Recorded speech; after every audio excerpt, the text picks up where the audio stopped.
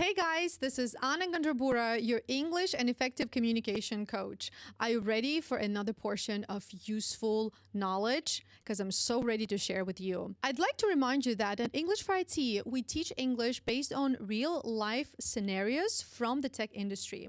It means that we take real situations and talk about them and show you how English is used in these real situations. Today, I am truly your effective communication coach because I'm going to teach you how to write professional emails in tech.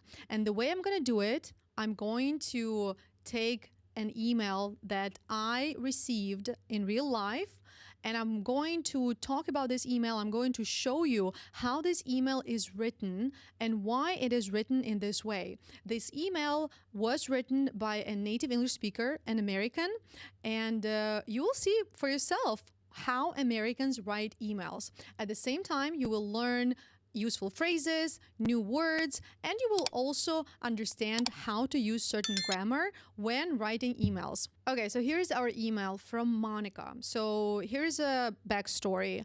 I introduced Monica to a potential client, and Monica is responding to my introduction email, and this is what she says. Thanks, Anna. Moving you to BCC. Now, here's a tip for you. When you're responding to introduction emails, make sure you remove the person who introduced you to another person from this email thread. And you can do it by putting them in the BCC copy. As you can see from the very beginning, when she says, thanks, Anna, this email is going to be semi-formal.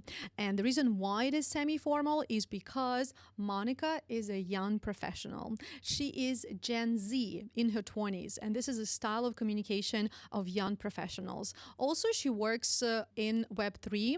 This is a very modern and young industry. That's why the style of communication is really relaxed, friendly, and informal. That's why she says, thanks, Anna, instead of thank you, which would be a little bit more formal. Then she talks to Alexandra. Alexandra, it's nice to meet you. Again, when someone is introducing you to another person via email, make sure you say, it's nice to meet you. Meet you because you're meeting online via email.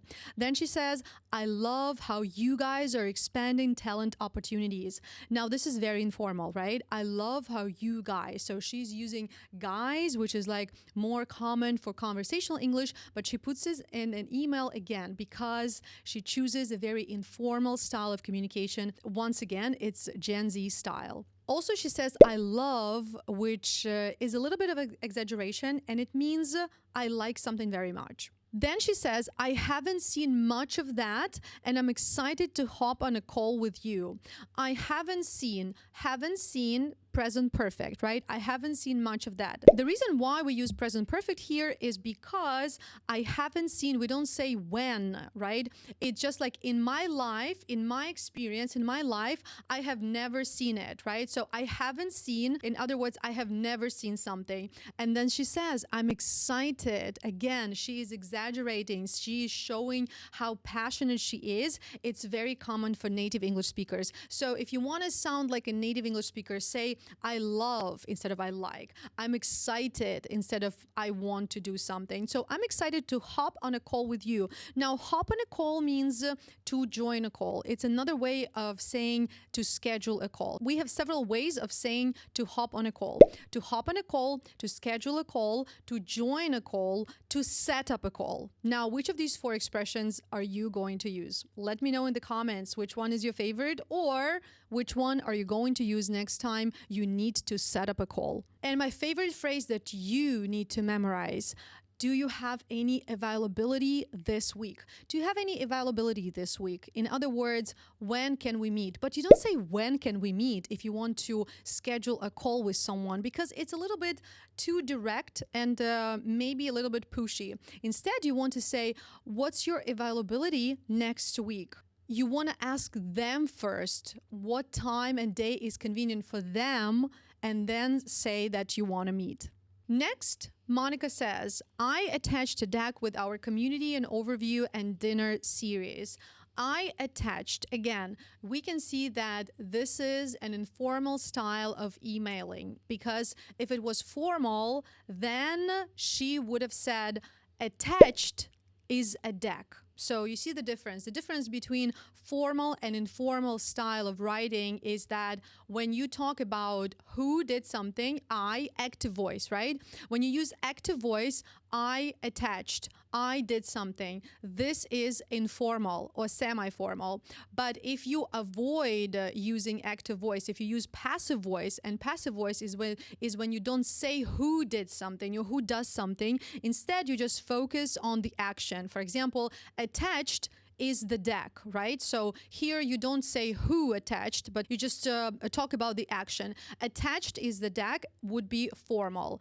I attached a deck is informal or casual because it's active voice. Now, what is a deck? Deck is a presentation of your project or your company. It's like an introductory presentation that you use in order to pitch your project or your company.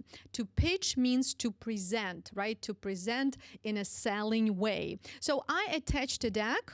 I attached a presentation. In other words, deck is a presentation. It's an introductory presentation, like I said. And my favorite phrase here, my favorite because technically you need to use it in your every email for closing, right? This is a closing phrase that you need to use in pretty much 100% of cases. I look forward to hearing from you. Again, she's using informal style because instead of saying, I look forward, she says, look forward to hearing from you. So she skips I, making this sentence, making this statement less formal and actually very informal in our case. If you want to be more formal, you say, I look forward to hearing from you. But this is not the only thing I want to say about this phrase. Look forward to is always followed by a gerund. What is a gerund? A gerund is a verb with an ing ending. And the reason why we need to use a verb with an ing ending after look forward to is because it's a cliche phrase, right? To look forward to doing something. In other words, I am waiting eagerly, right? I'm expecting something eagerly. In this expression, look forward to is not a particle to represent an infinitive form of the verb. To is a preposition. I would like to remind you or to tell you, if you didn't know this, we use gerunds after prepositions, after, for, after, before, and to is a preposition, and that's why we use the gerund form here. I look forward to hearing from you. I look forward to speaking with you. I look forward to watching your next video. Are you looking forward to watching my next video? I hope you are, because I create them daily so that you can have this daily English practice. However, I have to say that if you don't want to use the verb after look forward to, you can use a noun. So you can use either a verb with an ing ending or a noun. For example, I look forward to hearing from you, verb plus ing, or I look forward to your email, right? Your email is a noun. I look forward to your comments on this video. Let me know if this video lesson was useful for you, if you learned anything new, and what you think about this informal style of emailing. Do you ever write informal emails for work, or are they always formal? Let me know in the comments. Until the next time.